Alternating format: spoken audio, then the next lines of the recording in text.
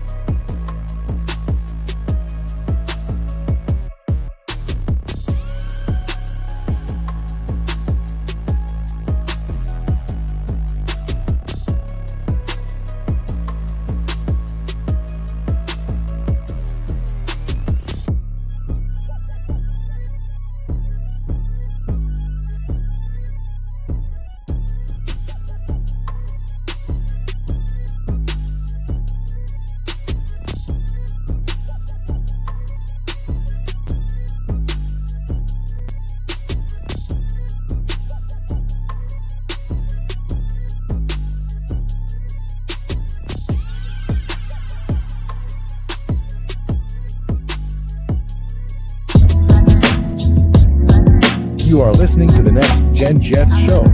Now, here are your hosts Connor Long, Chris Grasso, Jack Cotter, and Josh Woolever. Yes, you are, in fact, listening to the Next Gen Jets show, streaming live right here on YouTube and Twitter. Hello, everyone. Welcome into the show. I'm Connor Long. No Josh Woolever. No Chris Grasso. Down 2 people, Jack, for the first time. Part-timer. When we're missing someone, you're one of the people not here, but instead it's us two, of course, holding it down for you guys right here on the Next Gen Jet Show. Be sure to drop down below, smash that like button, hit subscribe. That is the free way to help support us and what we're doing right here on the channel. For all your questions, your comments, your thoughts in the chat for us to get to. We want to engage with you guys, want to hear what you guys have to say. So load all of those up in the chat. You guys call into the show with the link pinned in the video description down below if you want to get up here on the screen. Give your takes as always. I'm Connor Long. He is Jack Cotter. Jack Talks Jets. Jack, good to be back with you, my friend. I wish we could be talking about something more positive, but I think we might be the curse because ever since we met, the Jets have not won a football game. I don't think we're the problem, Connor. I think it's just this. I don't even know what the problem is anymore. I think I've just given up right now as a Jets fan. But unlike a lot of fans right now, I still remaining semi-optimistic for the season. But I mean, it's not looking too good though. But I'm really excited to be back on.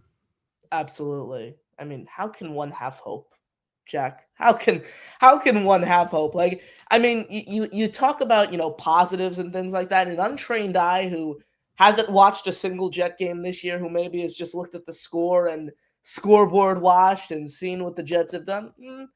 37-22. Defense wasn't great against Dallas, but still, made it within a 2-possession game. 27-21 against Miami. You pushed Miami. 29-27 against Tampa Bay. You played them till the final whistle. 34-32 loss to the Steelers. You were in that game all along.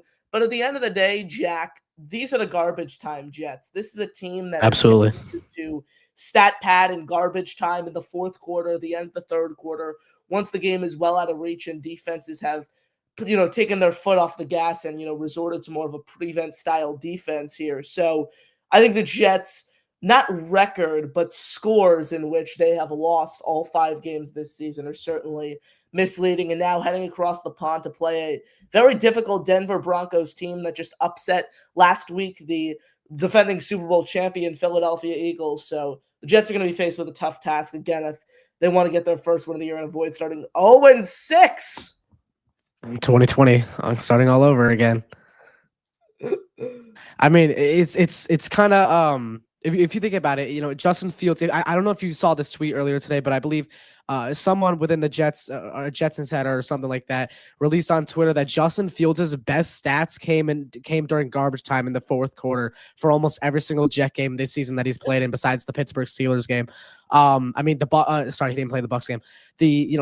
Both the Dolphins and the Cowboys game, his best numbers came late in the fourth quarter when the Jets were already destined to lose both And of course, he had a great touchdown against the Dolphins, but that wasn't even in the that was in the third quarter. Actually, the only shining play I would say he deserves to get like absolute 100% credit for in the fourth quarter was maybe that Garrett Wilson touchdown against the Dolphins late in the game in Week 4 on Monday Night Football. But even then, the Dolphins actually, no, I take that back because it was a really close game. So they probably were trying to keep the Jets out of the end zone more and still not taking their foot off the pedal as much as you'd think they would. But overall, I don't know. I just think that all the Justin Fields hype, it's kind of dying down a bit as well, just because we may have scored 22 against the Cowboys. Yes, we may have scored over 20 against Miami, but really, do the Jets deserve that? No, I don't think they do, because like I said, Justin Fields' best numbers came in garbage time against two teams like the Dolphins and the Cowboys.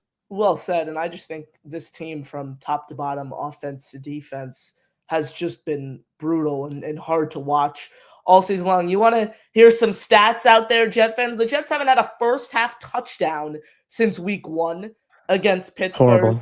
Horrible. A little over a year ago, a year and 4 days ago, Jack, the New York Jets fired former head coach, of course, Robert Saleh. Since they have fired him, the Jets are 3-14. I'm not saying that Robert Saleh was this great coach, this franchise-altering guy who could have brought the Jets to the promised land. What I'm saying is I think Robert Saleh played a more important role, especially when you talk about the defensive side of the ball, than I think a lot of fans want to admit and a lot of fans want to acknowledge. I'm going to try to pull up a tweet here from Bill Barnwell of ESPN. I stumbled upon this the other day, Jack, and I simply could not help but laugh at this right here. And it's a real stat that Bill Barnwell found of ESPN. So shout out to him for finding this and doing the dirty work here. Across their final 17 games, talking about the Jets here, of course, with Robert Saleh, the Jets had the league's best defensive points per drive and EPA per play. In their subsequent 17 games without Saleh, the Jets have had the league's worst defense by the same metrics. So, I mean, there is a reason to be concerned, especially about some of these players who, earned their keep under Saleh, who the Jets extended and are now struggling. Two guys who headline that list for me, Jamien Sherwood, Michael Carter II. Jamien Sherwood has been terrible all season long, and that was only magnified on that 66-yard run by Javonte Williams to kind of cap off the second half and get the Cowboys down to the 1-yard line and ultimately extend that lead to 3 scores entering the break. So Sherwood has been unwatchably bad, and same goes for Michael Carter II in the nickel role. So I think fans have a right to be concerned about this defense. Yeah, I mean, Robert Saleh arguably had the biggest influence on the defense from his tenure as the Jets head coach. And it's shown not even with the Jets, not even just with the Jets. He's shown it with his current team right now and his former team before the Jets, the San Francisco 49ers. Hell, he brought them to a Super Bowl in 2019 with that stacked defense of his led by Nick Bosa and Fred Warner. And even with the injuries the 49ers have right now to their defense, like Nick Bosa's out for the season. There's a couple injuries in the secondary right now for San Francisco, and he's still winning games with that. Basically half of that defense might be backups, I believe, right now, as of last week, excuse me. And he's still winning games with them. I mean, I that's why I believe I noticed this pattern ever since he got fired. I thought Jeff Ulbrich would ultimately still keep the defense stable, but I started realizing that Saleh was really the reason why the Jets had a good defense in the first place ever since he got fired. Because like you said, the Jets have been 3-14 in games ever since Robert Saleh got fired. And I just think that I always thought it was a mistake that the Jets fired Robert Saleh in the first place. I thought that it was important that they kept him at least till the end of the season just to see how things worked out in the end. If it didn't work out, fine. Let go of him, see what he does from there. But it felt absolutely pointless to fire the guy who controlled the best side of the ball on your team. I mean, the offense was struggling throughout that 2024 season, especially within the first 5 weeks. Really, their only highlight was, can you name it, maybe the New England Patriots game against a bottom 5 defense, arguably. Other than that, you scored 9 points against Denver. You can't do much. You can't score against Minnesota. And that was, by the way, that was Robert Saleh's last game. You couldn't score against San Francisco. You had to rely on your defense to really win you games. And I feel like that the Jets shot themselves in the foot, or shot themselves in the head, as Breece Hall would say, by firing Robert Saleh in that case. Absolutely. And when you talk about the defense and their struggles, I know it's a completely different role. I'm going to pull up a column I wrote earlier today for JetsXFactor.com. I know it's different roles, but Robert Saleh was fired after a 2-3 start last year, and it was a panic decision by Woody Johnson. Most definitely, he went overseas and he has a bunch of buddies over in London, and that's their opportunity to see the Jets and see what they can do for those who don't follow the Jets year round. And they got embarrassed not only overseas, but it was for the second week in a row after they'd put up 9 points in a dud against Denver. You go for it on fourth down 4 times from the 1 yard line. You can't get into the end zone. 2 weeks back to back of misery. You embarrass yourself to open the year on Monday Night Football. Why can't Steve Wilks be out of a job should the Jets allow 30-plus points to the Denver Broncos tomorrow across the pond? Woody Johnson will have that same thought process. Maybe that's not a decision that comes from Glenn, that comes from the top, and there are positives and negatives to that, of course. But I think if Steve Wilks gets fired here, Jack, I don't think there are going to be any Jet fans that are going to be, super disappointed. An interesting stat that I kind of noticed from Wilks's previous 5 destinations, so that includes his stint with the Cardinals, his stint with the Panthers, his stint, of course, with the 49ers as their defensive coordinator. All of those stints didn't last more than 1 year. Now, I'm not going to be one to walk back all of my comments about Steve Wilks because I spoke glowingly of him this offseason. I thought it was a great hire at the time, adding an experienced guy to this defensive coaching staff, someone who Glenn can lean on, someone who was a head coach before and a long-time experienced guy. So I'm not walking back my comments per se. I'm just kind of noticing a trend with Wilks and, what it's looked like for him over these past, 5 or so years of his coaching career. And I'm going to pull up this column that I wrote for Jets X Factor earlier today. And it was titled NY Jets Defensive Woes, Overrated Talent or Poor Coaching. Where I want to start is with the kind of statistics here to really show everyone how bad this defense has been. On average, the Jets have allowed 31.4 points per game, the franchise's 4th worst defensive start throughout 5 matchups in the history. Let's keep that in mind. Opponents are scoring on more than half of their drives, 53.7%, 3rd highest rate in the league. The Jets have had zero takeaways this season, and I didn't throw this in the article, but by contrast, the Jacksonville Jaguars have had, I think, 13 or 14 takeaways through 5 games this year. So that's just for it's crazy.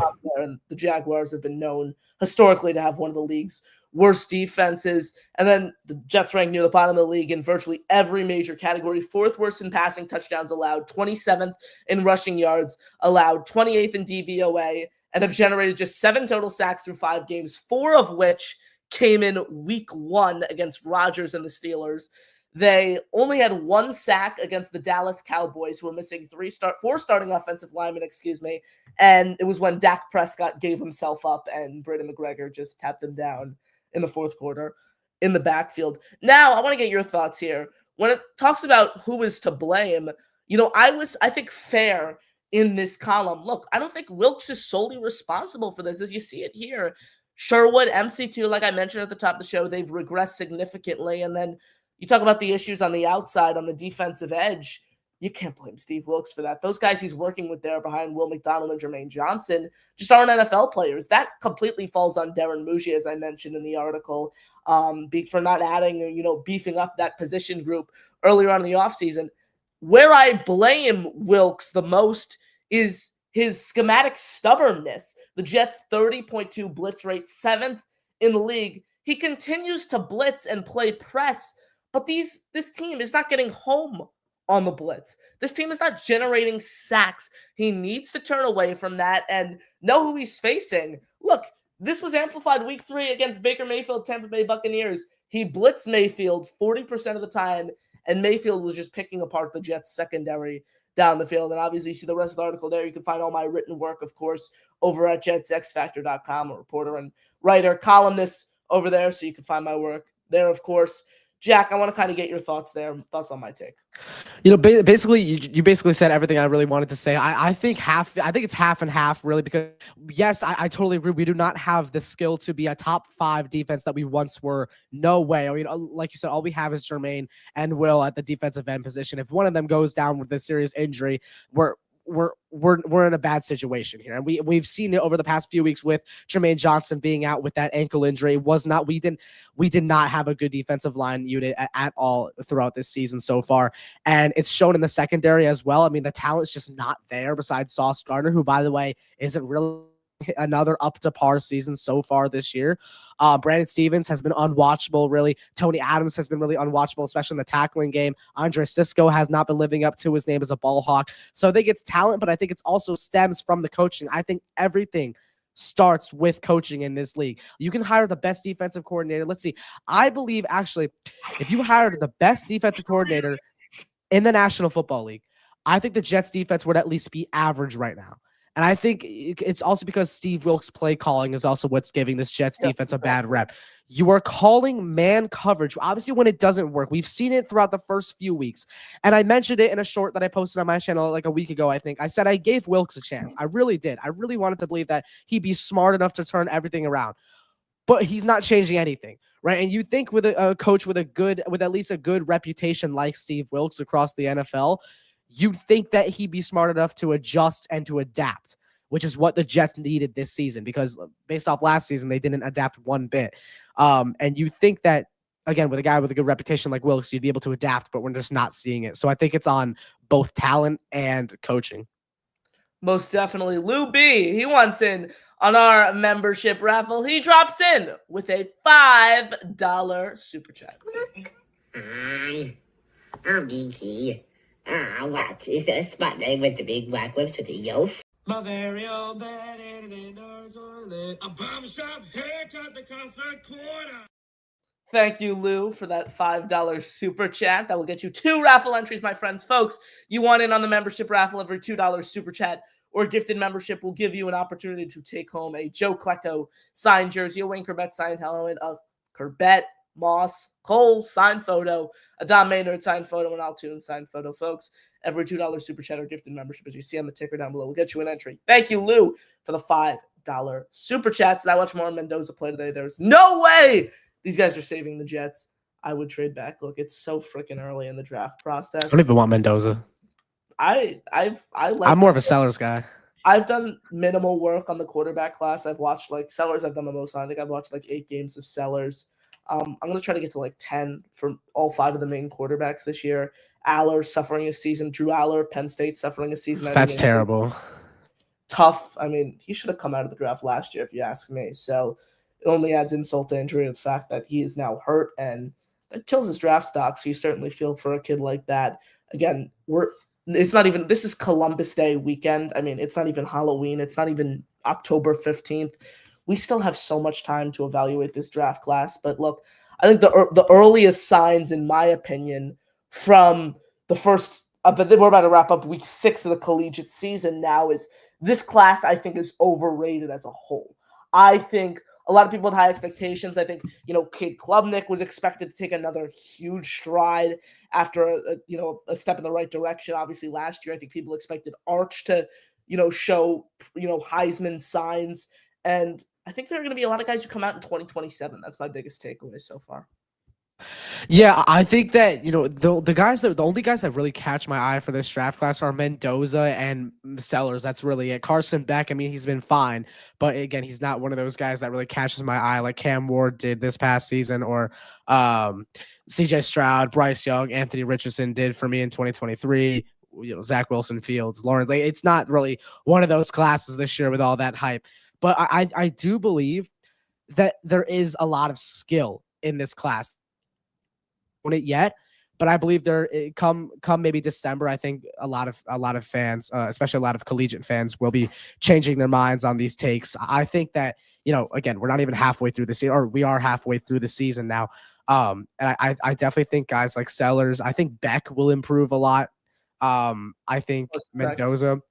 Yeah. I think Mendoza's, still doing great, but despite maybe not having that great of a game, maybe this week or a week ago, I still think he's a top 3, arguably the best quarterback in this entire draft class. So I wouldn't freak out too much. I still think this class has a lot of talent in it. You just have to, you just gotta believe that they can improve with the final half of the season.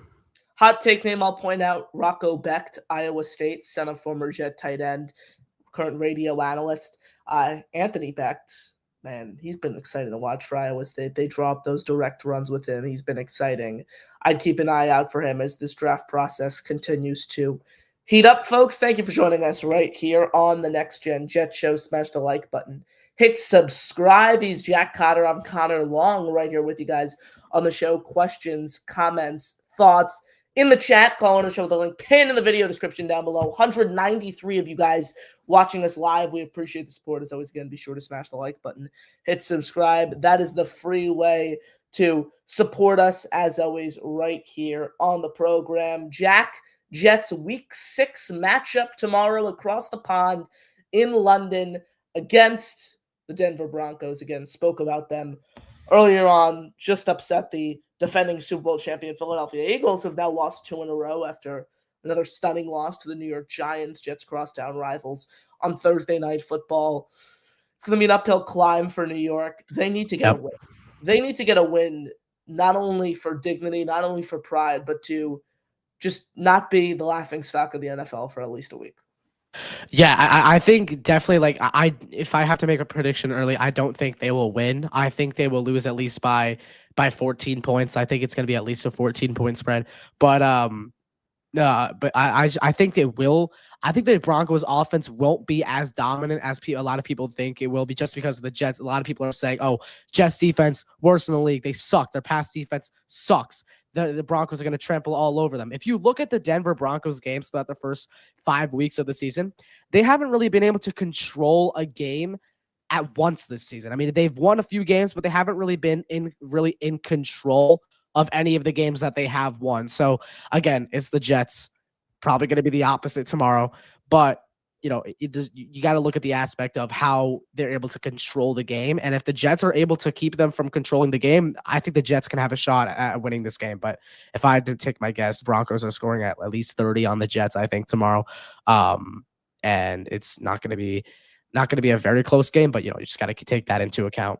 It's tough to pick the Jets to win when they don't have a win, and going up against the team with a winning record with such an experienced coach and Sean Payton, who gets his team ready to play every single freaking Sunday. So it's going to be technically a home game for the Jets, which will be interesting. When I went to the game, of course, last year against the Minnesota Vikings in London, it was an away game for the Jets. Now, Jack, what do you expect out of Fields tomorrow? Justin Fields, of course, facing off against a very, very, very stout Denver Broncos defense up front. They're going to get pressure. They're going to get to you up front. They're going to pressure Fields, and downfield, you have Patrick Surtain locking up Garrett Wilson. You have a strong secondary. You have great linebackers there as well. It's not going to be an easy test for Fields.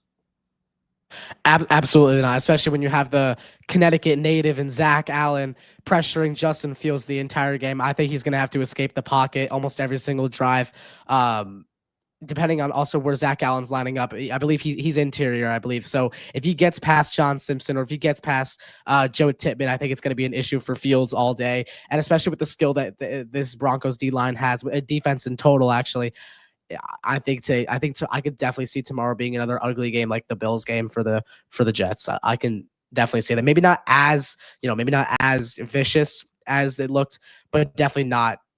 I don't think the Jets are scoring over 17 points tomorrow. I think Fields will struggle again, and I think the Jets will fall to 0-6.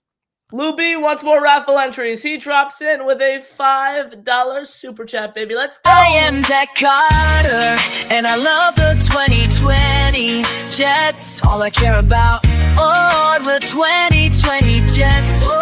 After that, don't matter. The 2020, 2020, 2020, 2020, 2020, 2020, crazy. Jets will win 6 games no matter what. The ceiling is 7 games, but Chris says, what the fuck? Jimmy in the chat, always talking crap, but it don't. That take actually aged well. You might have been too optimistic on them saying they're going to win 6 games no matter what. Now, yeah. Remember when I said the ceiling was 7-10? Huh? That was a ridiculous take at the time. I mean, not now. Well, I still think, if you could go back, I think you would have revised that take. I mean, nobody expected it to start like this. I mean, just getting outbeat. Like, if you told me they were 0-5, I would say probably 0-6. Yeah, if you told me they were 0-5 for 5 weeks, like the first major stretch of the year, I would say 2 more starters on the offensive line, of course, on top of AVT went down. I'd probably say that Jamie and Sherwood and Quincy Williams, Jamie and Sherwood and Quinton Williams got hurt. I'd say Sauce Gardner got hurt.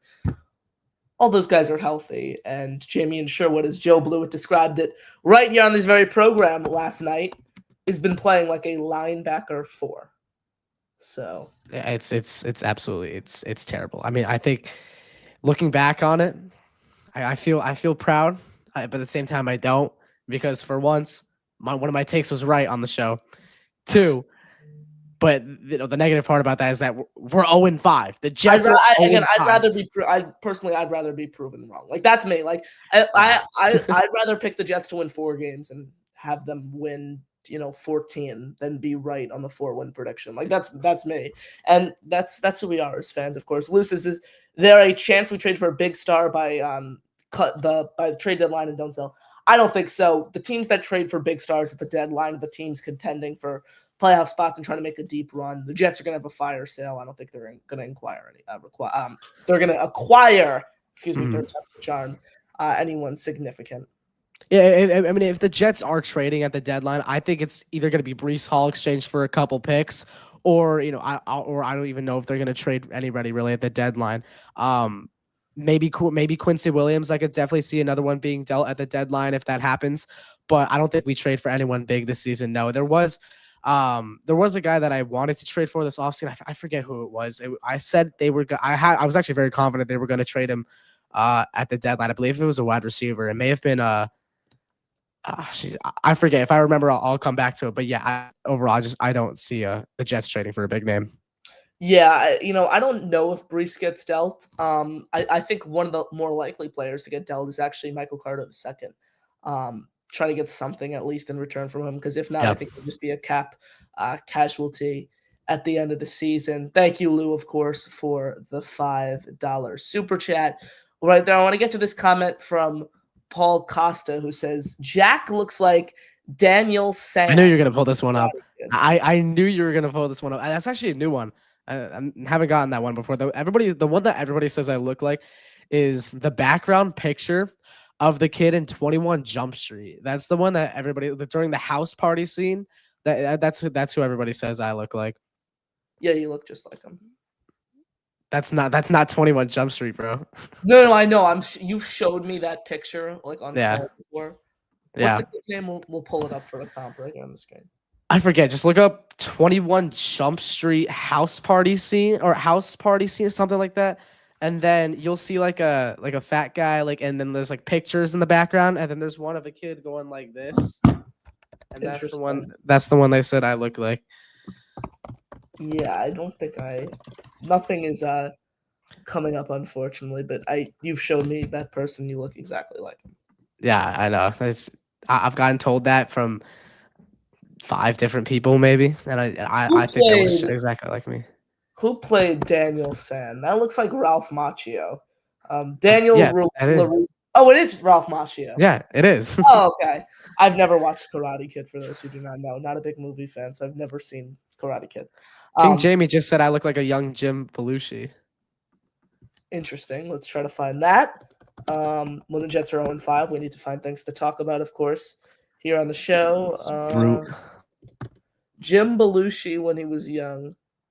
I could potentially see it, but I think the Ralph Macchio comp is much more accurate here. Much more accurate. Yeah, that's actually a first, so I actually like that one. Jack, hopefully the Jets get a win tomorrow, and we'll have something fresh and not just the same old to talk about on the show. I'm getting impatient. I'm getting impatient at this point. I don't know how the same things. It's the same reason they get killed every single freaking week. It's just more embarrassing stats to embellish on. I don't know how the vets have been here since the 70s and the 80s are still watching this team at this point. I mean, I've really only been watching this team like really being into it for like 9 years now, and I'm already getting really impatient. So yeah, I don't know how the vets are still holding up after 40 or 50 years. Oh God, terrible. So You know, we're still yet to remember a playoff berth. You weren't even alive for the last playoff berth.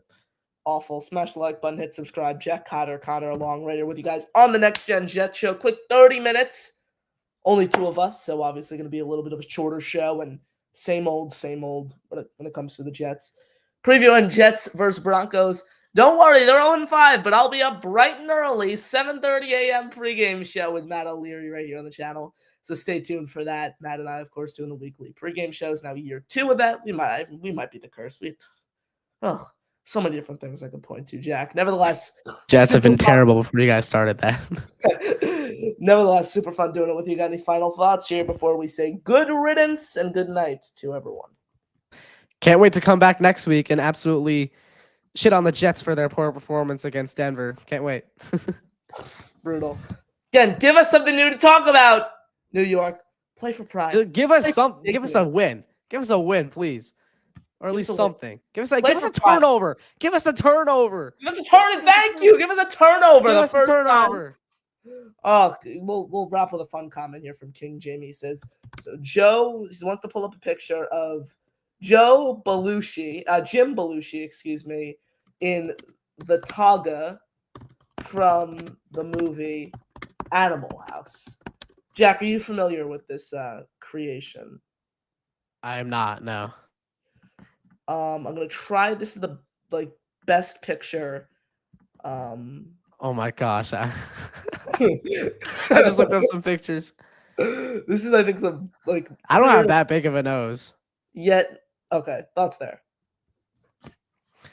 Yeah, I don't see it. You don't? No. Not much. I kind of see it though, somewhat. Split the difference.